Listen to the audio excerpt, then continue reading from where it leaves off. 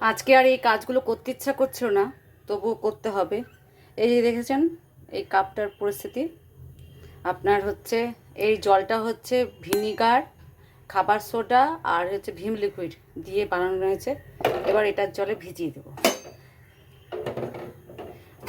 একটু গরম হবে, একটু ফুটবে, দেখবেন কি অদ্ভুত পরিষ্কার হয়, একদম সবগুলো পরিষ্কার। আর এই জলের কিন্তু কাপ মানে কড়াই মাজাটাও খুব ভালো হয়, কিন্তু সব হচ্ছে সময় সাপেক্ষের ব্যাপার, বুঝছেন।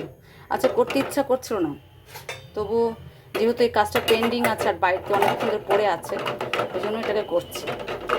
এবার এটাকে কিছুক্ষণ আধা ঘন্টা 1 ঘন্টা ভিজিয়ে রেখে তারপর কিছুক্ষণ পরে মেজে নিয়ে আপনাদের দেখাবো কীরকম হয়েছে।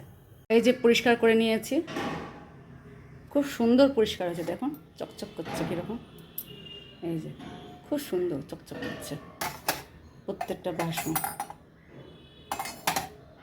কিন্তু বলবো, খালি এরকম শোপিস হয়ে আছে, এই জিনিসগুলো কিনবেন না, আপনাদেরই খাটনি পড়বে পরিষ্কার করার জন্য, খুব একটা ব্যবহার হয় না আমাদের কাছে।